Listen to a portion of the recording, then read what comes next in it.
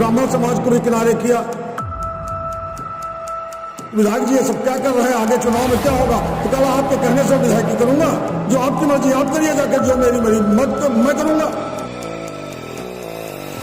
विधायक जी के लिए मैं पूरी प्रयास करूंगा किस तरीके से इनको जो हराने का काम करूंगा, पूरा ब्रह्म समाज एकजुट करने का काम करूंगा।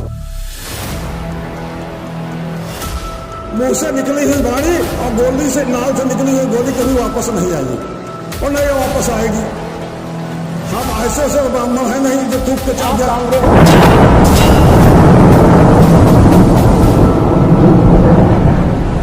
नमस्कार, आप देख रहे हैं यूनिस यूपी और मैं हूं अजय धानुक और आज हमारे साथ में मौजूद हैं भारतीय जनता पार्टी के वरिष्ठ नेता जयमूर्ति शर्मा जी। हम इनसे बात करते हैं आने वाले विधानसभा चुनाव को लेकर। सबसे पहले आपका यूनिस में हमारे स्वागत है जी। नमस्कार।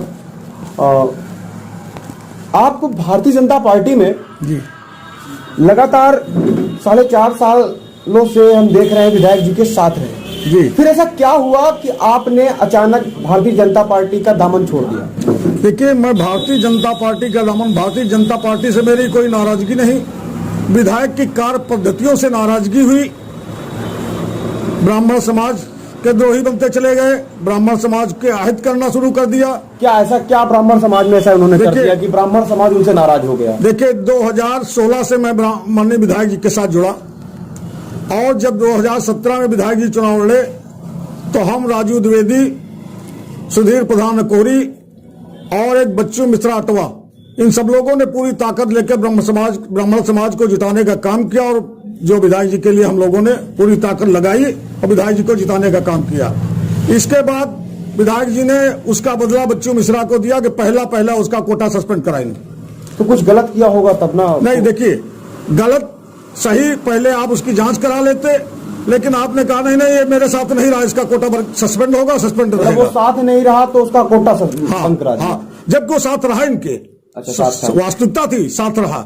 उसके बाद ये राजू द्विवेदी मौरावा अपने दरवाजे 1000 ब्राह्मणों की मीटिंग बुला करके माननीय विधायक जी के लिए समर्थन में वोट मांगा गया। उसने पूरी व्यवस्था चुनाव की जुटाई, सब कुछ किया, लेकिन उसको भी नजरअंदाज किया गया। तो विधायक जी ने ऐसा क्यों किया? ब्राह्मणों के लिए ऐसा क्यों, मतलब क्या कर दिया? मतलब जो ब्राह्मण इतना ज्यादा नाराज हो गए, ब्राह्मण से इतना ज्यादा विधायक जी नाराज हो गए। विधायक जी का नाराजगी कारण विधायक जी केवल अपने समाज को बढ़ावा देने के लिए अन्य समस्त लोगों को, कुर्मी समाज को भी किनारे किया, ब्राह्मण समाज को भी किनारे किया। विधायक जी की मानसिकता है कि नहीं, हमारे साथ हमारे माही संस्था के जो भी लोग हैं हमारी जिंदाबाद करें, हमारी झूठी सज्जी और गलत अफवाहों में। विधायक जी तो सर्व समाज को लेकर चलते हैं, कहते हैं। देखिए, विधायक जी करनी और कथनी में बहुत अंतर है, कहते कुछ करते कुछ है। कभी अपनी जो है कहने के आधार पर अगर उतर जाता तो पूरा समाज आज उनके साथ, फिर जैसे 2017 में जुड़ा था पूरा समाज जुड़ा होता, लेकिन विधायक जी की करनी कथनी में बहुत अंतर है। कहीं ऐसा तो नहीं कि चुनाव को देखते हुए आपको कांग्रेस से टिकट मिल रहा है, आपने टिकट मांगी है, कहीं ऐसा तो नहीं कि कांग्रेस टिकट मांगने के कारण आपने भारतीय जनता पार्टी का साथ छोड़ा हो? नहीं, फिर मैंने कह दिया भारतीय जनता पार्टी का नहीं, मैंने विधायक का विरोध किया है, विधायक का विरोध किया है। और बात रही टिकट की, टिकट मैंने बाद में मांगा जब विधायक जी को समझाने का प्रयास किया कि आप क्या कर रहे हैं, वयोवृद्ध है छन्नूलाल त्रिवेदी, प्रधान पढ़ी कला, उसने कसम खाया गंगा बकत सिंह के यहां बैठ करके कि हमने पति पत्नी ने पिछले चुनाव में आपको सपोर्ट किया और आपके साथ रहे, मेरा लड़का बेशक उत्तम चंद के साथ रहा, लेकिन उतना कहने के बाद गंगा बकत सिंह ने कहा, हमने कहा और वो गोवर्धन लाल पटेल जी ने कहा, लेकिन फिर भी आपने मन की मानी करके कोटा बर्खास्त कर दिया। जब हमने कहा उस दिन कि विधायक जी ये सब क्या कर रहे हैं, आगे चुनाव में क्या होगा, तो कहा आपके कहने से विधायकी करूंगा, जो आपकी मर्जी आप करिए जाके, जो मेरी मत मैं करूंगा। तो जब आपने कह दिया जो आपकी मर्जी करो जाके, हम विरोध में उतर आए। उसके बाद मैंने कांग्रेस से टिकट मांगा। तो क्या लगता है, कांग्रेस से टिकट आपने मांगा, क्या लगता है मिलेगा? हमें पूर्ण उम्मीद है, आश्वासन मिला है, टिकट मिलेगा, चुनाव लड़ूंगा। नहीं टिकट मिलेगा तो विधायक जी के लिए मैं पूरी प्रयास करूंगा किस तरीके से इनको जो हराने का काम करूंगा, पूरा ब्रह्म समाज एकजुट करने का काम करूंगा। जैसे कि अभी एक इंटरव्यू में आपने विधायक अनिल सिंह पर एक आरोप लगाया, क्या 2 लाख का कुछ घोटाला? कुछ देखिए, बताया। हमारी ग्राम पंचायत ऊंच गांव सानी में 2,10,468 रुपए का गमन हुआ, जिसमें कुछ छोटी रकम नहीं लग रही है। विधायक है वो।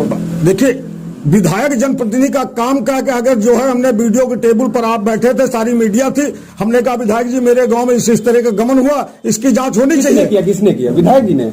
विधायक जी ने गमन नहीं किया, विधायक जी के आदमियों ने गमन किया। विधायक जी के आदमियों ने गमन, कार्यकर्ताओं ने गमन किया। हम कहा इसकी जांच होनी चाहिए। विधायक जी ने छोड़ते कह दिया कि वीडियो साहब मुकदमा कायम कराइए, इस पर जेल जाएगा जो गमन किया होगा। और जब विधायक जी को मालूम हो गया कि नहीं ये तो हमारा ही आदमी है, तो फौरन जांच दबाने का काम किया। इतना ही नहीं किया, गरीबों के अधिकारों को शोषण करते हुए फोन करके विधायक जी के काका मोहन सिंह ने ऊंच गांव सानी में 25-25, 30-30 बीघे के 4-5 काश्तकारों को, गरीबों के अधिकार थे बकरी पालन से और मवेशी आश्रय से, लेकिन पूंजीपतियों को जबरदस्ती दिलाया वीडियो को, इसके पहले जो वीडियो थे फोन करके। इतना ही नहीं, विधायक जी के आदमियों ने ग्राम समाज में ऊंच गांव सानी की कुछ ऐसी जमीन है जो राजस्व विधेयकों में चकमार्ग दर्ज है, उसको भी बेचने का काम कर दिया, उसको बेच दिया लोगों को गुमराह करके। किसी ने 90,000 का बेचा, किसी ने 80,000 का बेचा। अनिल सिंह के कार्यकर्ता, अनिल सिंह के कार्यकर्ता, अनिल सिंह के बिरादरी के लोग, अनिल सिंह के कार्यकर्ता। अनिल सिंह जातिवाद करते हैं, मतलब बिल्कुल खुला जातिवाद है इस समय, जातिवाद पूरी तरीके से खुला जातिवाद है। अगर क्षत्रिय समाज के लोग चाहे जितना बड़ा अपराध करके आ जाए उसको गले लगाएंगे। दूसरी जाति के साथ एक नारा है कि होगा वही जो होगा सही, लेकिन ऐसा नहीं है, करनी और कथनी में अंतर है। ये तो अनिल सिंह लगातार नारा देते हैं कि होगा वही जो होगा सही, लेकिन करते नहीं। सही अगर करने लगे तो पूरा समाज अनिल सिंह का जो है पदचिन्हों पर चलने के लिए तत्पर हो जाएगा, लेकिन करनी कथनी में बहुत बड़ा अंतर है। जैसे कि समाजवादी पार्टी के भी लोग इन पर काफी आरोप लगाते हैं कि इनकी सरकार में सबसे ज्यादा गुंडा राज होता है, कहीं ऐसा तो नहीं? आपका क्या मन है इसमें आपका क्या मत है? देखिए, गुंडा राज्य हम ऐसे कैसे कह सकते हैं कि गुंडा राज्य, लेकिन इस बात को जरूर कह सकता हूं कि जब तक क्षेत्रीय जनप्रतिनिधि अपने कार्यकर्ताओं को गुंडा बनने के लिए प्रेरित नहीं करेगा तब तक गुंडा राज्य नहीं चल सकता है। अगर क्षेत्रीय नेता का बरदस्त प्राप्त है तो नेता गुंडा बनेगा, कार्यकर्ता गुंडा बनेगा। क्या लगता है कि जैसे कि मान लीजिए आपको टिकट नहीं मिली तो क्या लगता है आप कांग्रेस में बने रहेंगे या भारतीय जनता पार्टी में पुनः जाएंगे? देखिए, मैंने आपसे पहले भी कह दिया कि भारतीय जनता पार्टी में जाने का कोई प्रश्न ही नहीं उठता है। मतलब अब नहीं जाएंगे? मुंह से निकली हुई वाणी और गोली से, नाल से निकली हुई गोली कभी वापस नहीं आई और नहीं वापस आएगी। हम ऐसे ब्राह्मण है नहीं जो थूक के चाह जाए। कांग्रेस में लगातार बने रहेंगे? कांग्रेस में बने रहेंगे। अगर हमको विकल्प हुआ कि इनको हराने के लिए हमको फलाने का समर्थन देना तो समर्थन दे करके भी हराने का। क्या लगता है किस प्रकार आप अनिल सिंह को टक्कर देंगे जिस प्रकार यहाँ पर जनसभाएं चल रही हैं इनकी? देखिए, अगर जनसभाओं पर आप लोग जाएंगे तो हम 40 साल की राजनीति में बड़ी बड़ी जनसभाएं देखी है, लेकिन जहां कोई भी नेता और कॉन्फिडेंस में चुनाव लड़ता है धराशाही होता है। 2017 में भी उदयराज जी की जनसभाएं आपने देखी, रैली आपने देखी। इसके पहले 2002 में कृपा बाबू की मैंने रैली और जनसभाएं देखी, बड़ी बड़ी जनसभाएं देखी, लेकिन जो नेता और कॉन्फिडेंस में चुनाव लड़ता है धराशाही होता है। जैसे कि आने वाले विधानसभा चुनाव में आपकी रणनीति क्या होगी, किस प्रकार आप चुनाव लड़ेंगे, क्या तैयारी चल रही है आपकी चुनाव की? हमारी चुनाव की तैयारी चल रही, जनता से जनसंपर्क बराबर चल रहा है।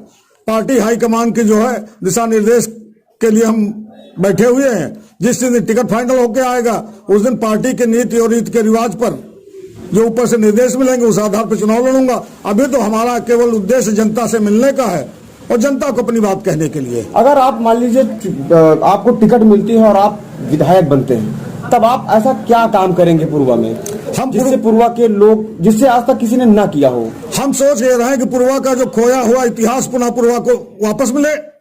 पूर्वा एक अलौकिक स्थान है, रंजीत पूर्वा के नाम से जाना जाता है, जिसका पूर्वा नाम आप लोग जान रहे हैं। यहाँ का इतिहास बहुत ही अद्वितीय है। उस इतिहास को पुनः स्थापित करने की कोशिश करूंगा। पूर्वा की प्रणम्य भूमि है। पूर्वा में जो है दर्जनों की तादाद में साहित्यकारों की जन्मस्थली है और पूर्वा एक अपना अलग का महत्व रखता है इतिहास में। तो पूर्वा का इतिहास पुनः वापस लाने की कोशिश करूंगा। अगर आप लोगों को सबका सौभाग्य से आशीर्वाद आप लोगों को रहा, सौभाग्य से मौका मिला तो समय रहते हुए आप लोगों को दिखाऊंगा कि पूर्वा के लिए मैं क्या कर सकता हूं।